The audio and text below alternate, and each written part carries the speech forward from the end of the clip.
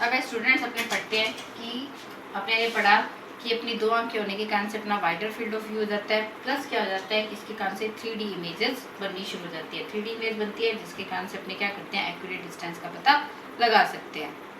अगर आप दो पेन लेते हो, एक पेन और एक पेंसिल लेते हो, मतलब अपने क्या करते हैं, एक पेन, दो पेन लेते हैं और अपनी एक आंख को बंद करते हैं और अपने क्या करते हैं, इसकी टिप को दूर से लाकर पास में लाने की कोशिश करते हो। तो अगर जब अपनी एक आंख बंद होती है तो अपने कभी भी इसको मतलब चाहे बिल्कुल पास से भी लाने की कोशिश करो तो क्या होगा कि आपस में टच नहीं करती हैं। अगर अपने दोनों आंखें खुली होती है तो अपने क्या करते हैं, इसको आराम से टच कर लेते हैं। तो इसका रीज़न यही होता है कि जब अपनी एक आंख होती है तो अपने एक आंख से एक ऑब्जेक्ट को देख रहे हैं तो उसकी इमेज जो बनती है वो 3D नहीं बनती, जिसके कारण से अपने को एक्यूरेट डिस्टेंस पता नहीं लग सकती। ये आप करके भी देख सकते हो। अब अपने बात करते हैं कि अपनी मतलब कौन कौन व्यक्ति है। अपने को पता है कि अपने देश के अंदर बहुत सारे लोग हैं जो क्या होते हैं, ब्लाइंड होते हैं। तो अपने को आइज़ क्या करनी चाहिए, हर व्यक्ति को बाद में डोनेट कर देनी चाहिए। तो कौन कौन व्यक्ति है जो आइज़ को डोनेट कर सकता है, कोई भी व्यक्ति किसी भी एज का जिसको चाहे स्पेक्स लगाओ वो क्या कर सकता है, आइज़ को डोनेट कर सकता है। बस उसके क्या नहीं होना चाहिए, उसको कोई भी कम्युनिकेबल डिजीज़ का मतलब जैसे एड्स है, हेपेटाइटिस है, ऐसी बीमारियां नहीं होनी चाहिए। क्योंकि अगर ऐसी कोई बीमारी होती है तो वो पूरी बॉडी के अंदर होती है, जिसके कारण से जिस व्यक्ति को आइज़ डोनेट होगी उसको भी ये हो जाएगी। अपने को पहले ही एक फार्म भरना होता है अगर अपने को अपनी आइज़ डोनेट करनी होती है। तो जब भी अगर मान लो हमारे घर पे किसी की डेथ होती है जिसने आइज़ डोनेशन का फार्म भर रखा है तो अपने को डॉक्टर्स को तुरंत इन्फॉर्म कर देना चाहिए। डॉक्टर की टीम हमारे घर ही आती है 4 या 5 घंटे के अंदर, मतलब 4 या 5 घंटे से पहले आइज़ है निकल जानी चाहिए, नहीं तो उसके बाद आइज़ क्या हो जाती है, डेड हो जाती है। वो तुरंत 10-15 मिनट में आके क्या करते हैं, आइज़ को निकाल कर ले जाते हैं। देखो अपनी आंखों के अंदर पलकें होती हैं ऊपर, जब वो आइज़ को निकाल भी देते हैं तो उसके कारण से हमारी जो बॉडी है, हमारे जो फेस है उसके ऊपर कोई डिसइंफेक्शन मतलब जो अपनी मतलब मुंह है वो अजीब सा नहीं लगता है, क्योंकि उसके क्या अपनी पलकें होती हैं उसको वापस से वो क्या कर देते हैं, बंद कर देते हैं। अब ये जो आइज़ डोनेट होती हैं ये कहाँ पर जाती हैं, हॉस्पिटल्स में जाती हैं।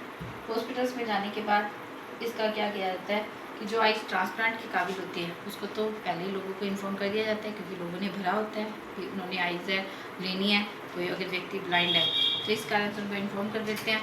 तो इस कारण से वो क्या करते हैं, आइज़ है उनको ट्रांसप्लांट कर देते हैं। लेकिन अगर मान लो मतलब कई बार ऐसा होता है कि आइज़ है वो ट्रांसप्लांट नहीं हो पाती किसी कारण से, तो उस आइज़ को क्या करते हैं कि वो आइज़ है उसके लिए मतलब जो है हॉस्पिटल्स के अंदर उसको दे दिया जाता है। हॉस्पिटल के अंदर उसको देकर उसको क्या किया जाता है कि जो मेडिकल स्टूडेंट्स होते हैं वो क्या करते हैं, इसकी प्रैक्टिस है वो करते हैं, यानी उन्होंने जो भी आइज़ के बारे में समझना होता है तो वो आइज़ के ऊपर समझ लेते हैं। इस तरह से क्या होता है कि आइज़ डोनेशन की जाती है।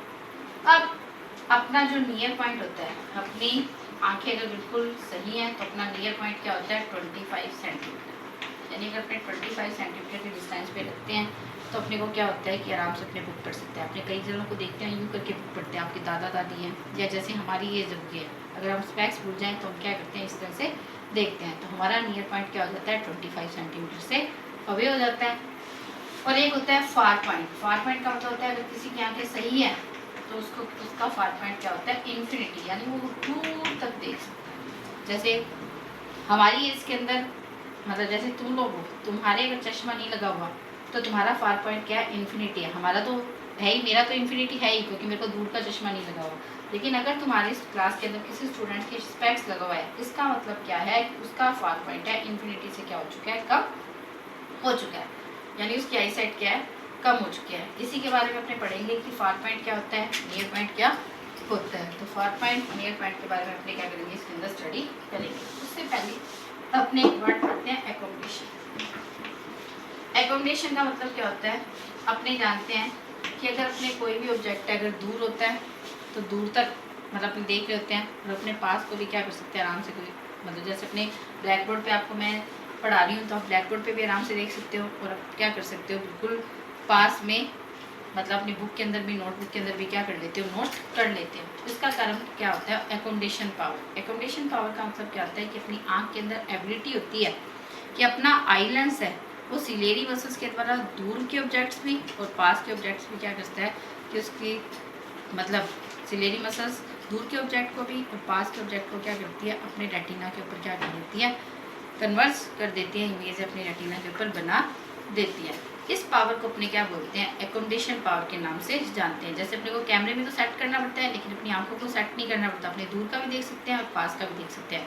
इसका रीज़न क्या होता है, हमारी आई की सिलेरी मसल्स, जो हमारे कन्वेक्स लेंस है, हमारी आंख के अंदर लेंस है, उसको क्या कर देती है, बड़ा या छोटा कर देती है और इमेज कहाँ पर बना देती है, रेटिना के ऊपर बना देती है।